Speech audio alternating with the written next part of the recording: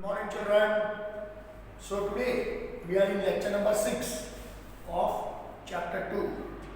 That is First World War and Russian Revolution. Now see, children, in lecture number 5, I will explain you about all the consequences which led to World War I. What was the situation prevailing in Europe? And why this type of situation grew there? What was the reason for all this type of greed and anarchy and whatnot in Europe? Basically, as I told you, the fundamentals, the base of World War I lies in age after geographical discoveries. Because after geographical discoveries, there came an age of establishing colonies. And Europeans were mad to establish colonies in all parts of the world. Literally, they have turned mad. They did not left any stone unturned, discovering new places and bringing under their control. Whole of Africa was under their rule. Whole province. Even South America was not spared. North America थी और वो बात ही नहीं कर सकते, वो तो independent हो गया था. मिडिल ईस्ट, जिसको जहां जगह मिली बैठ गया, घुस गया, बैठ नहीं घुस गया. ईस्टर्न एशिया, उसका भी हमारे से पूरा हाल हुआ. चाइना का मैंने आपको बताया था. तो ऐसे कर करके पूरी दुनिया में यूरोपियंस ने अपनी कॉलोनीज एस्टैब्लिश कर दी. और ये कॉलोनीज एस्टैब्लिशमेंट की रेस में सबसे ज्यादा आगे इंग्लैंड था और दूसरे नंबर पर फ्रांस था. So they developed a rivalry between England and France to occupy more territories, to occupy more material, to acquire more business in colonies, and to earn riches at the cost of colonies. जैसे जैसे colonies उसके संपर्क में आई, जैसे जैसे colonies Europeans के गुलाम बने, these people did not leave any stone unturned to exploit the colonies. जो भी काम होता था, मतलब गलत, सही की तो हम बात ही नहीं कर सकते. जितने भी गलत तरीके थे दुनिया में, जितने भी गलत काम थे, एक्सप्लॉयटेशन के लिए, लूटपाट के लिए, वो सारे काम उन लोगों ने एक्सेप्ट कर लिए. एक भी गलत काम नहीं छोड़ा था. मैं आपको एक बताता हूँ एक बात. हम तो ये पढ़ते ऐसे कि India was enslaved by British. They started to loot raw material, ले जाते थे.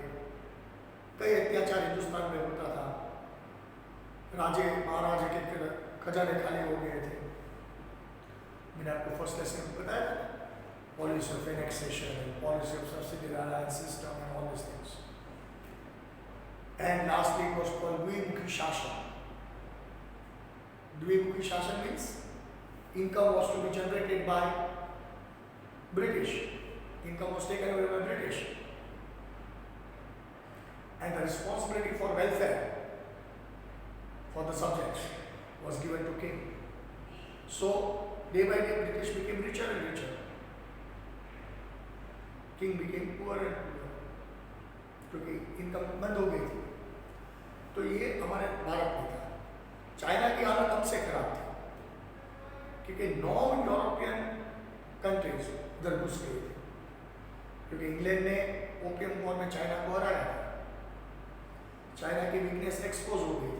चाइना उस वक्त इतना स्ट्रॉन्ग नहीं था। वो एक्सपोजर का फायदा लेके यूरोप के सारे देश उधर घुस गए, परमिशन मिले ना मिले जबरदस्ती से, और चाइना को खिलान मैदान कर दिया। चाइना को खत्म कर दिया, जिसको पैसिफिक कंट्रीज बोलते हैं, उसका भी यही हाल था। मतलब सबसे खराब हालत अफ्रीका की थी। अफ्रीका की जब डिस्कवरी हुई तब जिसके हिस्से में जो आया वो ले लिया।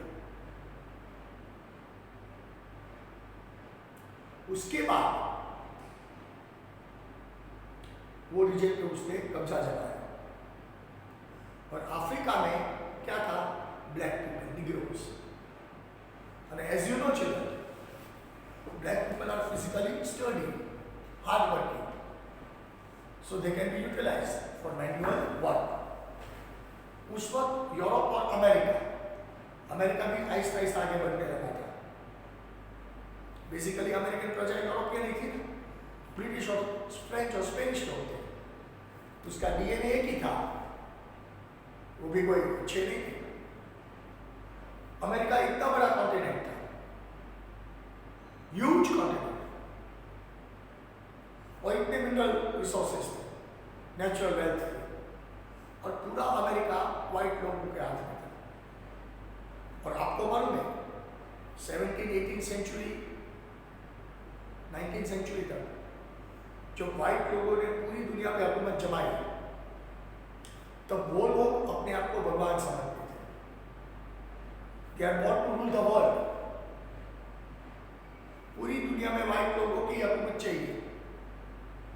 मतलब हम कुछ काम नहीं कर सकते, हम किसी के पास से काम करवा लेते हैं। ओके, कोई बात नहीं, काम करवाना कोई गुनाह नहीं, लेकिन उसका पेमेंट ऐसे तो होना चाहिए ना। वो कुछ नहीं, आप हमारे गुलाम हो, हम आपके मालिक हैं। मैंने अभी बोला ना, वो लोग भगवान से अपने आप को महान समझते थे, मालिक बन बैठे। अफ्रीका को हर बार लूट लिया, natural wealth, mining. At the cost of Africa Europe became richer and richer. अभी उसका दिल मन नहीं भरा था। अमेरिका इतना बड़ा कॉन्टिनेंट था, तो ये लोग ने क्या किया? हिस्ट्री में इसको बोल्ट बोलते हैं, कलम। क्या बोलते हैं? कलम। वापिस मैं बोलता हूं, it is a bolt in human history. मानव जात के लिए ये घटना जो बनी थी अफ्रीका में, तकरीबन 100-150 साल के लिए, वो एक कलंक समान है। वो कभी भी उसको भूसा नहीं जा सकता। कैसा? मैं आपको बताता हूं बच्चों। अफ्रीका में चारों ओर लूटपाट मची थी। जो भी यूरोपियन नेशन के पास जो भी आया था वो ले लिया था। अमेरिका भी स्ट्रॉन्ग होने लगा था, और उसके पास इतनी सारी जमीनें थी, काम करने वाला कोई चाहिए था। व्हाइट लोग तो काम नहीं करते, तो उन लोगों ने क्या किया? तो they used to visit Africa, they used to give some money to the कबीलास headman और विलेज हेडमैन, और उसके बदले में they used to get slaves, human beings, जिसकी एज 18 से लेके 25-27 साल तक हो, जो यंगस्टर्स हो, जो स्ट्रॉन्ग हो, they were captured and they were forcibly sent to America. Understood? reaching America, they used to work in coal fields, coal mines, cotton factories, in agriculture, and all this physical labor. Basically America में black population नहीं थी। Africa से गुलाम बना के इन लोग को उधर ले जाया गया था और उधर सख्त मजदूरी करवाई जाती है। कई लोगों ने बगावत की, एस्केप होने का रास्ता ढूंढा और ऐसे ही कई लोग सारे एस्केप हो सके। कोई कामयाब हुए, कोई मर गया, कोई पकड़ा गया, बहुत लंबी हिस्ट्री है। ऐसे ही कई लोग वेस्ट इंडीज आइलैंड पे आए। हमारे पुराने सिलेबस में एक वेस्ट इंडीज क्रिकेटर जो था, बहुत बड़ा नाम था, मैं अभी नाम तो भूल गया हूँ, एक लेसन आता था इंग्लिश में। लेसन का नाम था the story of my people. उसके ग्रैंडमदर, ग्रैंडफादर जो फ्लोरिडा के आसपास थे, जो व्हाइट लोग के गुलाम थे, इतनी पीड़ाएं सह के वो एक दिन भागने में कामयाब हो गए, कई सारे लोग, और वो भाग के पनामा आइल्स क्रॉस करके वेस्ट इंडीज तक आ गए थे। और वेस्ट इंडीज छोटे बड़े आइलैंड का कितना बड़ा कंट्री है, छोटे बड़े कई आइलैंड्स हैं। बारबाडोस आ गए थे, आइलैंड का नाम है, उधर पे जिंदगी शुरू की। आज भी आप वेस्ट इंडीज की पॉपुलेशन देखो, ब्लैक पीपल है। तो बेसिकली ये ब्लैक पीपल जो है ना, उसके दादा, परदादा, वरदादा भाग भाग के व्हाइट लोगों की गुलामी में से छटक के वो लोग इधर बसे। कई लोग ऐसे भाग्यशाली थे जिसको मौका मिला छटकने का, वो छूट गए गुलामी में से। कई लोगों ने पूरी जिंदगी गुलामी की। प्राइमरी स्टैंडर्ड में मैं जब पढ़ता था तो we used to get radiant reader. अभी तो वो शायद बंद हो गई होगी। I am talking about my school days, right?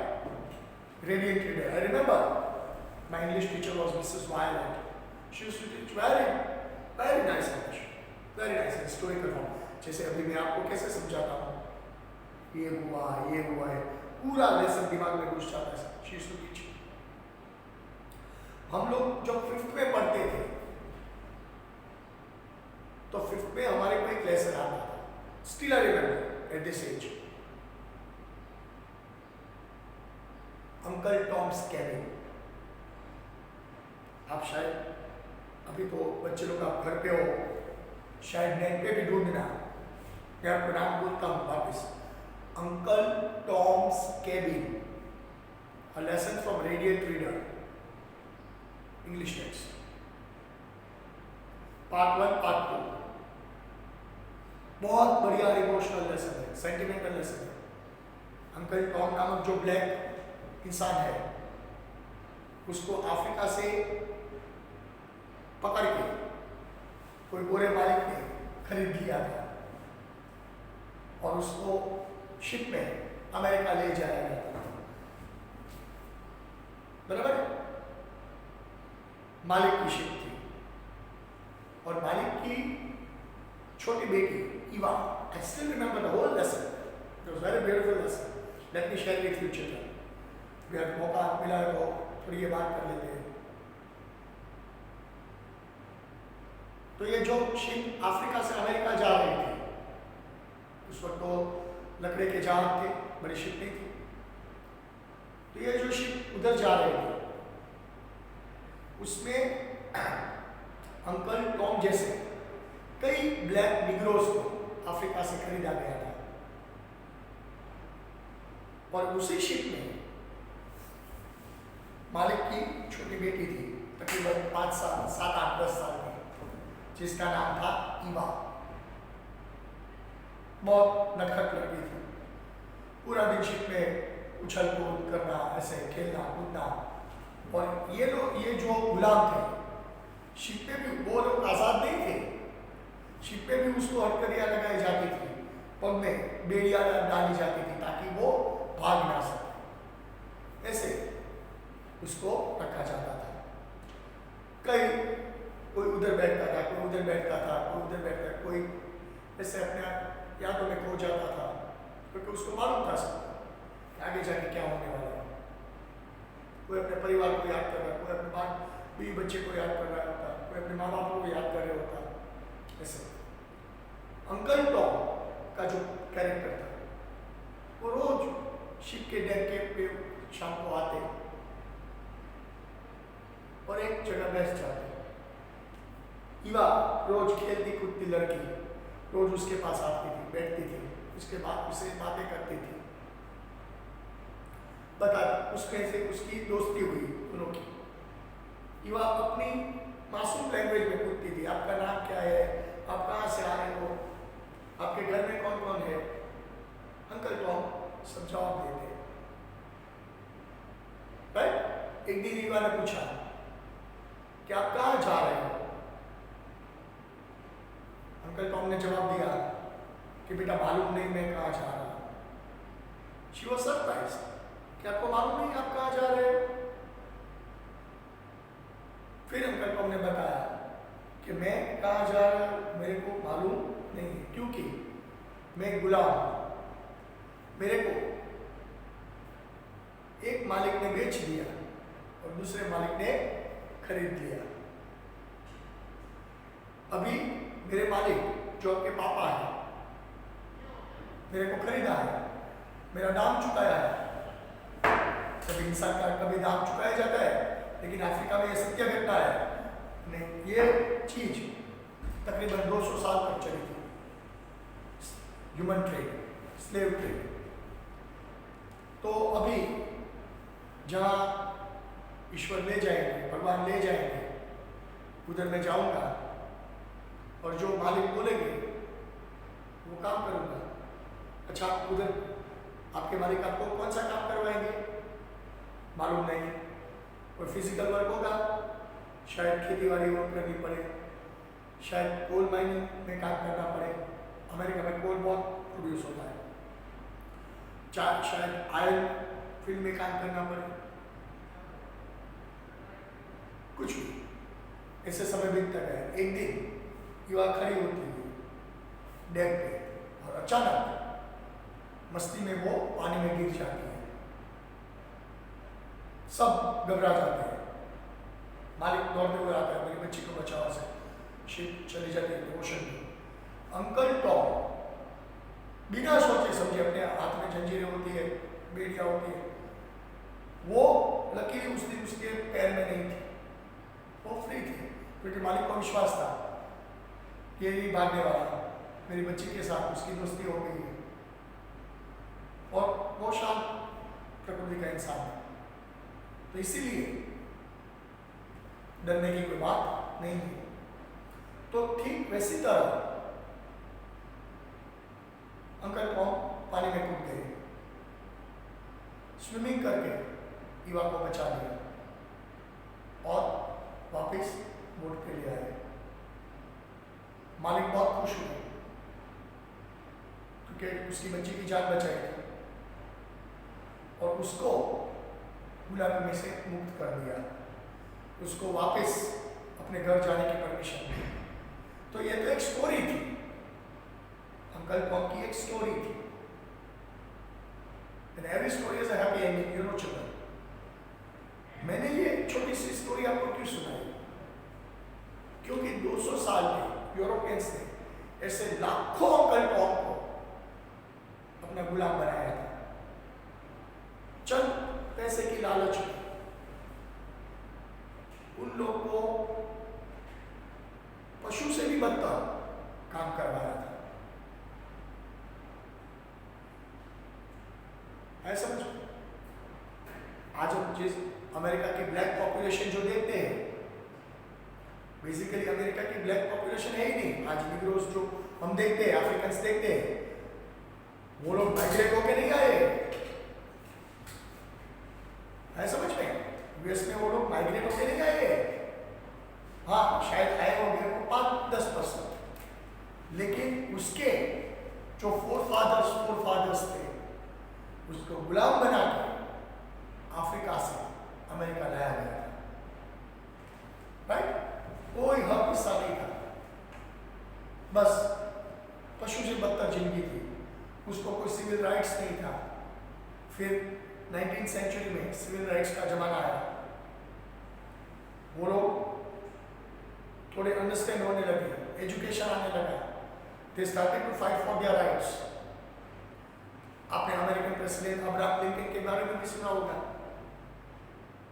He was the first person to advocate the rights for the black people, कि कोई गुलाम नहीं है, इंसान है, उसको अपना हिस्सा मिलना चाहिए। Right? And from there it started. And finally in 1965, this black people got their civil rights with the efforts of Martin Luther King। जैसे हम महात्मा गांधी को अहिंसा के पुजारी बताते हैं, महात्मा गांधी भारत के लिए क्या है सबको मालूम है, पूरी दुनिया को, हमारे हिंदुस्तान को कैसे उसने आज़ादी दिलवाई सबको मालूम है, अहिंसा। ठीक महात्मा गांधी के प्रिंसिपल्स पे चलते, महात्मा गांधी को फॉलो करके, महात्मा गांधी की बातें याद करके एक नॉन वायलेंस आंदोलन शुरू हुआ था यूएस में, ब्लैक और व्हाइट के बीच में, ब्लैक पीपल अगेंस्ट गवर्नमेंट। वो आंदोलन इतना तेज हुआ,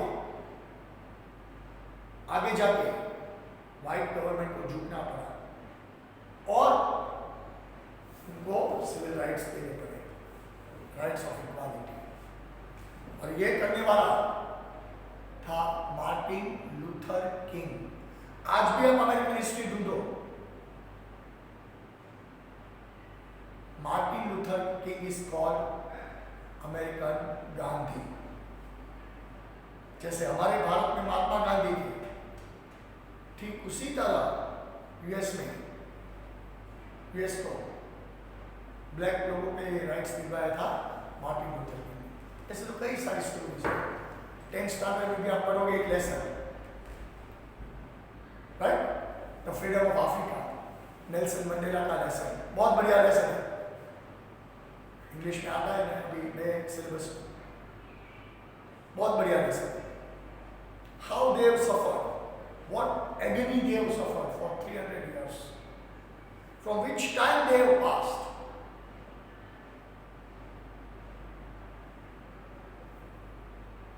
That all thing is mentioned in the lesson. So ये बात हुई थी अफ्रीका की, क्योंकि मेरे हिसाब से हमने भी सहा था यूरोपियन से गुलामी, एशियन कंट्रीज ने भी सहा था, लेकिन जितना अफ्रीका ने सहा है शायद ही कोई दूसरे कंट्रीज ने सहा है। हमने अपने लूटपाट देखी है, गरीबी देखी है, लेकिन इंसान का व्यापार ब्रिटिश ने नहीं किया था। उधर तो इंसान का व्यापार किया जाता था, आदमी खरीदे जाते थे, बेचे जाते थे, बोलियां लगती थी, पकड़ के उसको चौराहे पे बाजार की चीज की माफक रखते थे, और जो हट्टा कट्टा होता था उसको बेचा जाता था, खरीदा जाता था। बच्चों, कोई भी चीज का व्यापार होता है, सही बात है ना, बाजार में हम जाते हैं तो कोई भी चीज मिलती है, हम कोई चीज खरीद के आते हैं। इंसान का कभी व्यापार नहीं होता है, कभी आपने पढ़ा है क्या? इंसान का कभी व्यापार पढ़ा है? कभी अफ्रीका में वो भी होता था। So it is called a bold human history. ये मानव जात के लिए एक कलंक था जो यूरोपियंस ने किया। इससे ज्यादा तो कुछ नहीं हो सकता, बराबर है? तो ये सारी कई, अगर आप नेट पे भी ढूंढो तो इससे भी ज्यादा आपको कई थिंग्स पढ़ने को मिलेंगे, है समझ में? कई थिंग्स आपको मिलेंगे। तो let us start with our topic. Colonism in Asia, right. ये मैंने आपको पहले लेक्चर में समझा तो दिया ही था, लेकिन वापस हम रीड करेंगे। Page number 10। After स्ट्रेंडिंग it's grip over India, क्योंकि ब्रिटिश की पहली कॉलोनी एशिया में कौन सी थी? इंडिया। अगर इंडिया ब्रिटिश के हाथ में नहीं आया होता तो शायद ब्रिटिश को लालच नहीं होती। इंडिया वो लोग जीत गए, फिर उसका हौसला बुलंद हो गया। दे बिकेम कॉन्फिडेंट कि we can do anything, and by overthrow, by treachery, by all the means, unfair means, they started to get one after another nation of Asia, right? After strengthening the grip over India, England expanded its empire to Sri Lanka. India के बाद उसने कौन से countries जीते वो बताया, underline करना। England expanded its empire to Sri Lanka, Myanmar, that is Burma, Singapore and Malaysia. ये सारे देश जीत लिए। England entered China also.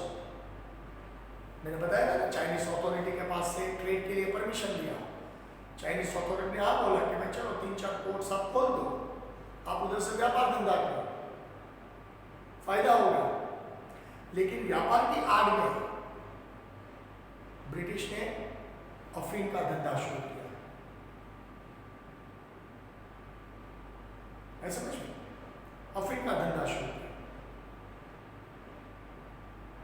और जब चाइनीज अथॉरिटीज रिटेलिएट हुई, मना किया, वो स्टोरी कहने के वजह वॉर किया। લાજવાની એટલે ગાજા પોતે ખોટું કરે છે એ દબાવવા માટે ચાઇનાને દબાવવાનું શરૂ કર્યું। અમે સાચા છે, તમે ખોટા છો। This was the mentality prevailing.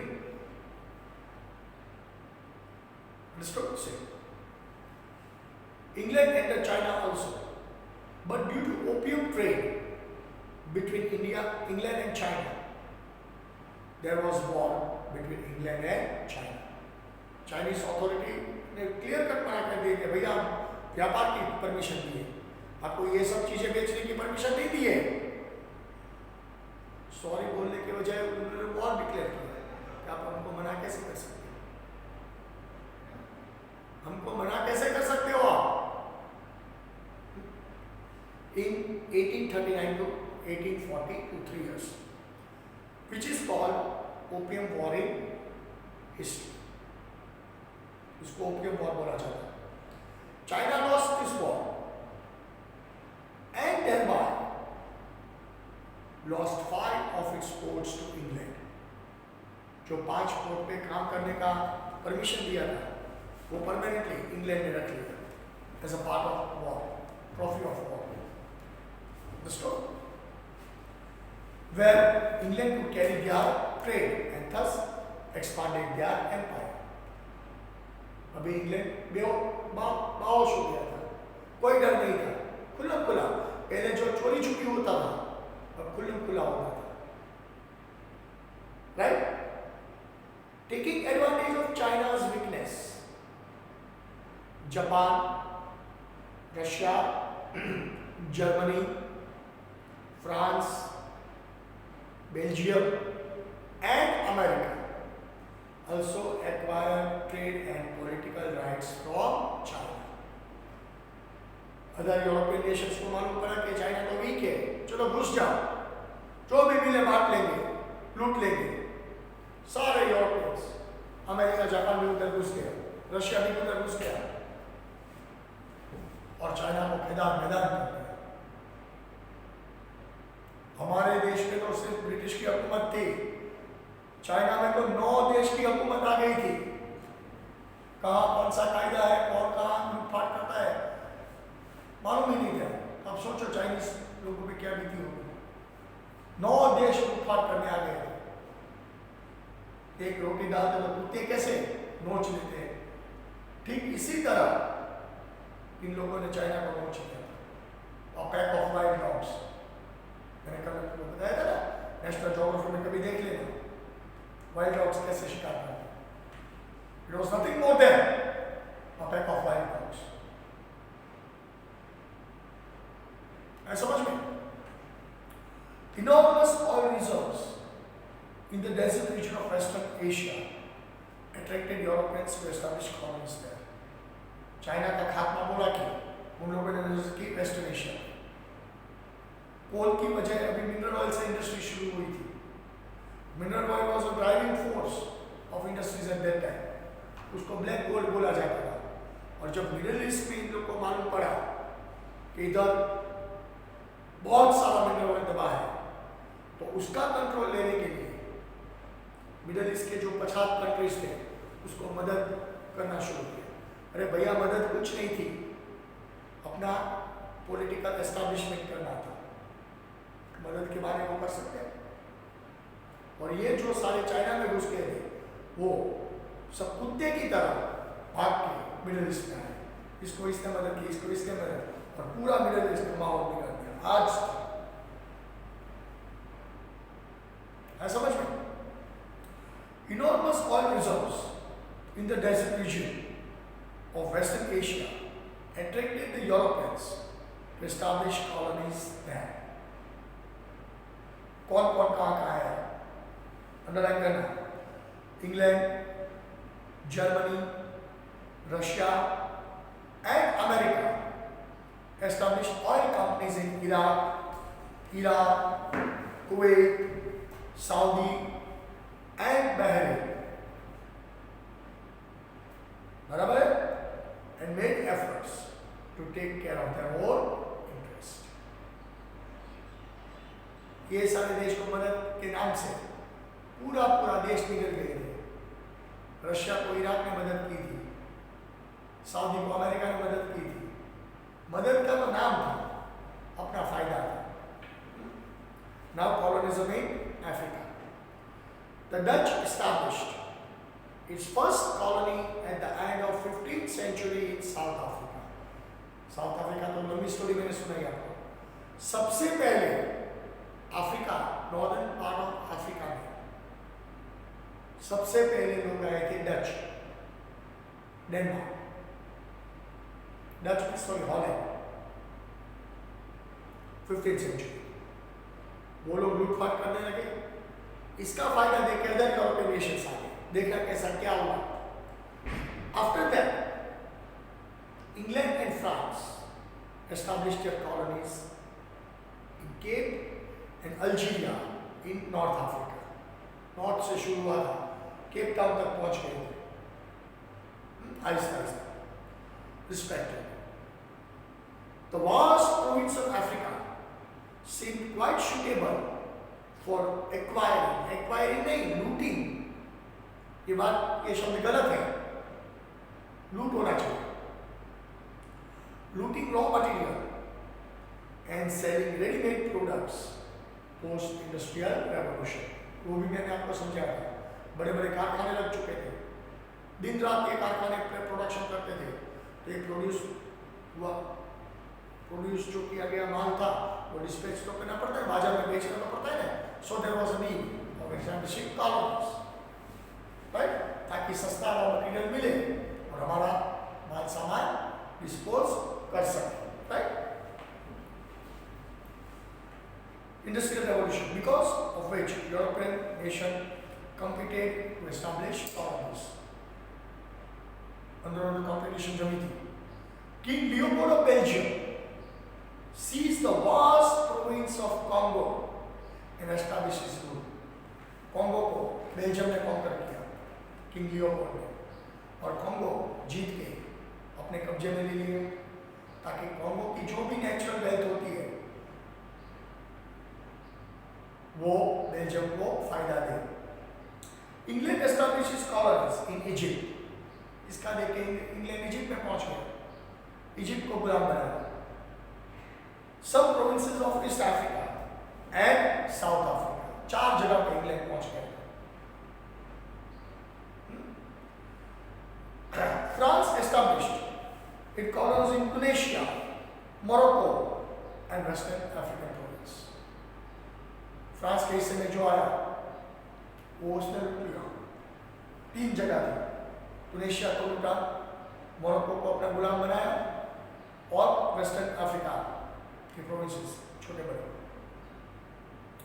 Germany established an empire in some province of East and West Africa. क्या हालत करती है अफ्रीका में, देखो। Italy capture provinces around red सी, रेड सी के आसपास का इलाका था वो इटली ने ले लिया। Spain and Portugal also seized some provinces in Africa. So पूरे यूरोपियन देश उधर फैल गए थे। अभी एक मीटिंग हुई यूरोप में, देखना, a conference of the European nations were held in Berlin in 1884-85 in the midst of this competition. Berlin में एक मीटिंग हुई, सारे यूरोपियन देश उधर इकट्ठे हुए। उधर अफ्रीका का बंटवारा हुआ कि इतना हिस्सा आपका, इतना हिस्सा आपका, इतना हिस्सा आपका। उधर से आप लूटपाट करो, उधर से मैं लूटपाट करता हूं, उधर से आप करो, उधर से आप करो। ऐसा समझ में? A conference of the European nations were held in Berlin in 1884-85. In the middle of this competition, to establish colonies. Different African territories were divided among Europeans, जैसे उसका बाप का माल है, अफ्रीका उसके बाप का था, नोच लिया था Africa, right? Among themselves at the end of conference. Thus, the colonial dominance of different European nations was established in entire Africa. गुलाम बना दिया। While on one hand, the greed of European nations were trying to expand the territories. अभी भी उसको संतोष नहीं था, अभी भी expansion चाहिए था, अंदरूनी लड़ाई। Colonizing Asian African territories. On the other hand, Germany and Italy had to completed a process of political unification. जो छोटे बड़े राजा रजवाड़े थे वो जर्मनी में और इटली में यूनिफाई हो गए। अभी वो बड़ा बन गया है, पावरफुल बन गया है दोनों देश। Thus, the unified Germany plunged into competition of industrialization, commercialization and colonization. अभी तक जर्मनी का कहीं भी नाम नहीं था। जर्मनी अब बड़ा हुआ, जर्मनी को लगा कि ये लोग तो बहुत खाते बैठे 200 साल से 300 साल से, चल इन लोगों ने गांव पूरी दुनिया को लूटा है, हम इसको लूट लेते हैं। और जर्मनी ने ये सब शुरू किया, वर्ल्ड वॉर 1 हुआ। Thus, the unified Germany plunged into competition of industrialization, commercialization and colonization. Thus, these quickly changing global phenomena had exploited some of the countries politically, economically and socially, due to which the development stopped पूरी दुनिया को लूट लिया, निचोड़ लिया था, बर्बाद कर दिया था सब कुछ। और वो बर्बादी से वो लोग आबाद हुए थे। पूरी दुनिया का लूट का सामान यूरोप में जमा हुआ था। This had led to First World War, right? तो ये मैंने यूरोप का पढ़ाया, एशिया का पढ़ाया और अफ्रीका का पढ़ाया, right? I hope everything is clear to you. Now it is our time to take our homework. Come on. दोनों टॉपिक आपके दिमाग में आ गए ना? अगले टॉपिक में we will go with other topics, right? So please take your homework.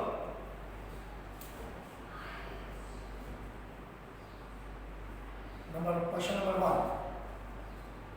Write a short note on colonization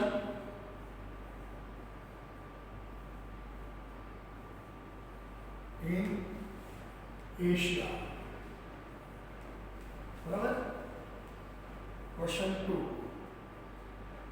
right और short note on colonizing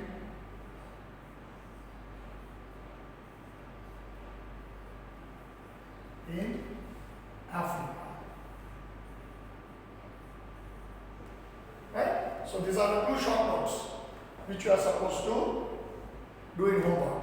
Question number 1, write a short note on colonizing in Africa. And question number 2, write a short note on colonization of Africa, Asia and Africa. Text book में है, material में है, आप कर सकते हो. So we are putting end to this in 6th lecture. In 7th lecture, we study more about World War. Okay, children, I hope you understood. मजा आया होगा लेक्चर में. नए लेक्चर में कोई अलग करके कोई बात आई, कोई स्टार्ट सुनाऊंगा. लेकिन stay at home, take care of yourself, your families. ध्यान रखना बच्चों, बाहर मत जाना, अभी समय बहुत खराब है. ये भी चला जाएगा, वापस हम स्कूल में मिलेंगे. So take care.